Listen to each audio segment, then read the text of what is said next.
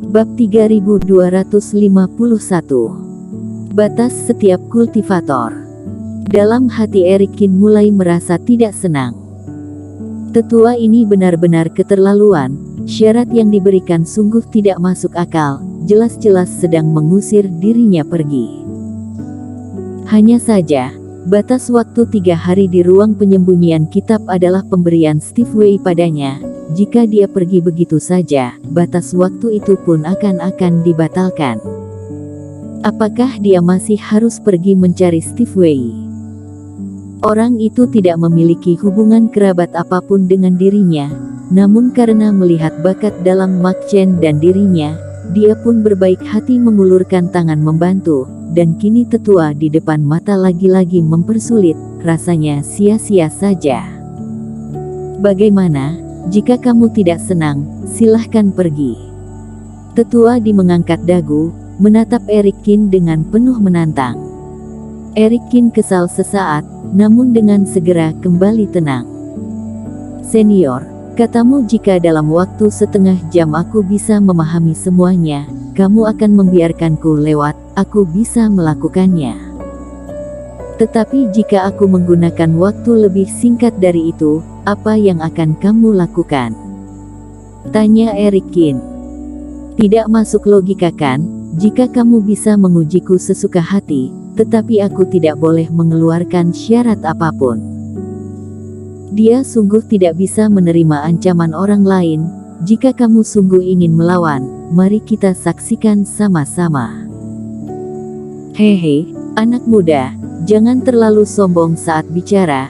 20 buku ini, dalam waktu setengah jam, kamu paling banyak hanya akan memahami setengah bagian. Bisa lolos atau tidak, masih menjadi sebuah pertanyaan besar. Kata tetua dengan ekspresi sinis. Kamu tidak perlu pedulikan itu, aku hanya bertanya padamu, jika aku sungguh memahami semua, apa yang akan kamu lakukan? Sederhana, jika kamu bisa menyelesaikannya dalam waktu setengah jam, biaya kamu masuk ke paviliun Jubao kali ini akan aku tanggung semua. Kata tetua dengan sembarang.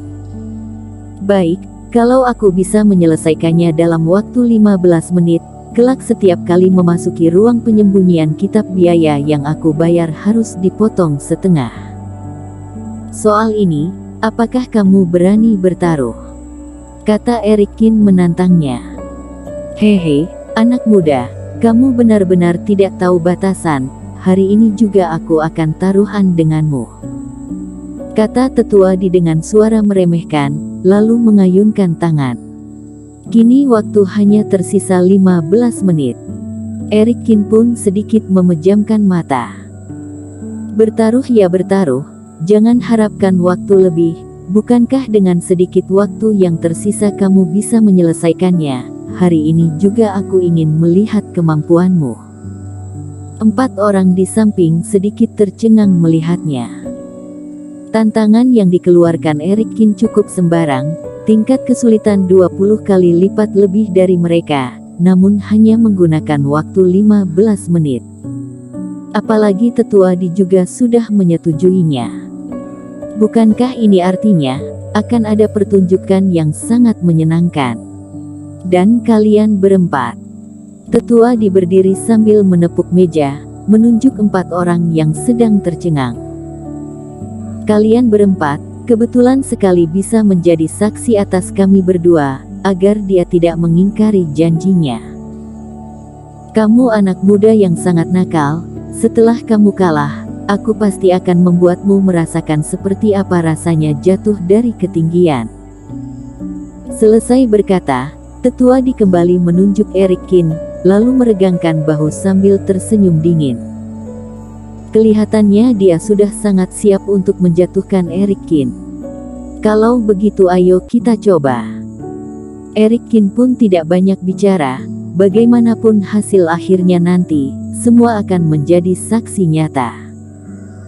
Ingin menyulitkanku menggunakan buku klasik, nampaknya kamu tidak tahu aku memiliki ruang pemurnian obat.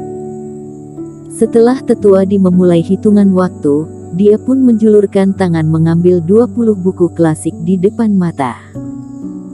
Tangan melempar dengan sembarang, membuat 20 buku klasik melayang di udara, lalu mengelilingi tubuhnya di sekitar. Setelah itu, tangannya kemudian mengayun menggerakkan angin. Buku-buku itu terbuka di saat yang sama, mulai berpindah dari satu halaman ke halaman yang lain. Kitab yang dikeluarkan tetua di ada yang berbentuk giok, ada juga yang berbentuk buku pada umumnya.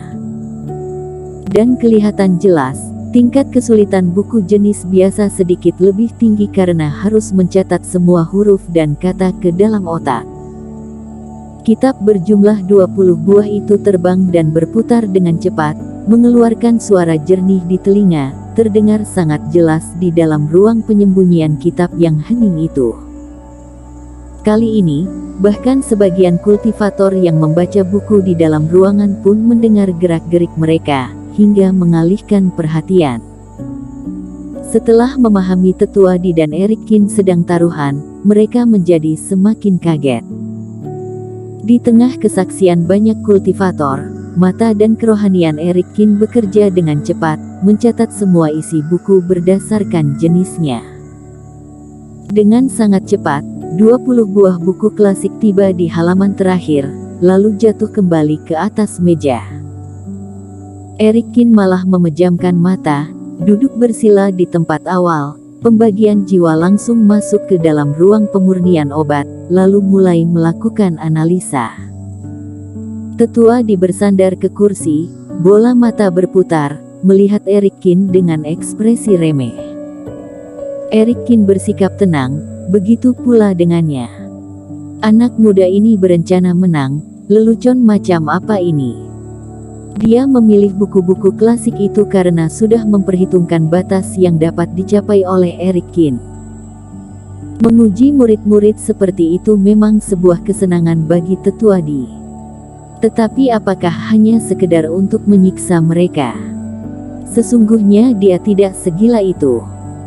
Jika hanya untuk main-main, para senior lain pun tidak akan setuju.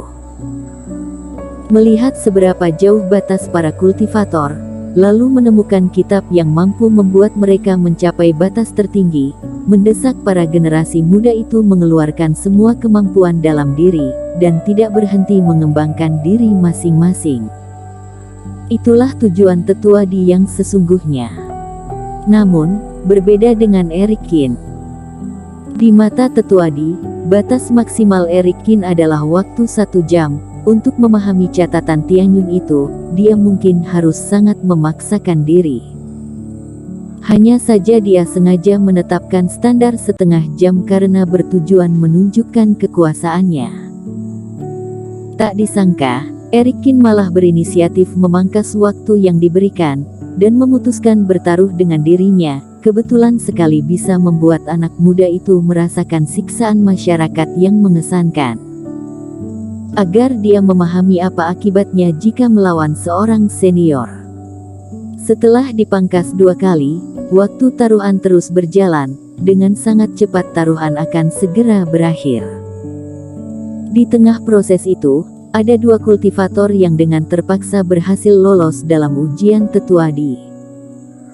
Meski sudah menghela nafas dengan lega, 2 kultivator itu tidak berencana pergi. Mereka masih ingin menyaksikan taruhan Erikin hingga berakhir. Sedangkan 2 lainnya yang melihat waktu sudah berakhir langsung memutuskan menyerah.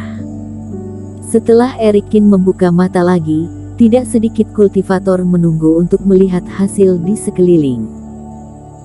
Pada kitab ketiga, ada seorang leluhur mengusulkan 5 buah pemikiran, bagaimana menurutmu?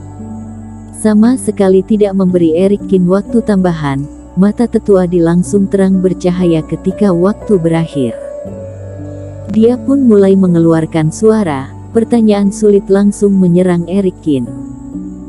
Orang-orang yang menyaksikan keramaian di sana sangat terkejut mendengarnya, semua merasa prihatin pada Erik. Saat menguji mereka, tetua Di bahkan menyebutkan bab berapa, dan bagian yang mana. Namun tiba pada giliran Erikin, sama sekali tidak ada petunjuk lebih yang diberikan. Kitab-kitab itu menceritakan kemampuan para master di masa tertentu, pada setiap bagian pun menyebutkan setidaknya puluhan nama leluhur.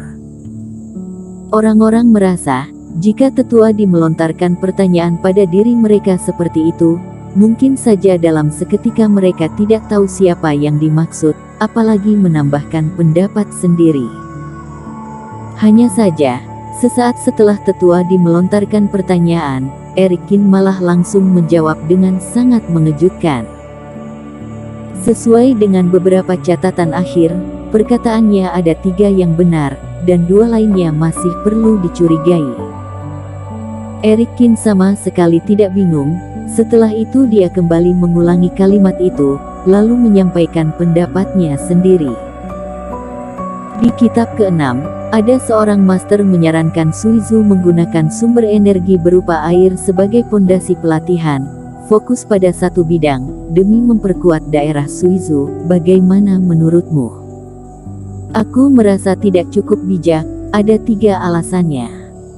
Pertanyaan tetua semakin cepat, jawaban Eric Kin pun semakin cepat. Satu pihak memikirkan berbagai cara mempersulit Eric Kin, sedangkan pihak lain malah menjawab lancar seperti air mengalir, tanpa ada sedikit pun perubahan ekspresi di wajah. Para kultivator yang menyaksikan di sekeliling benar-benar dibuat tercengang. Bahkan sebagian kultivator yang masuk belakangan seolah melupakan tujuan utama mereka, kini ikut menyaksikan pertunjukan Eric Kin. Bersambung.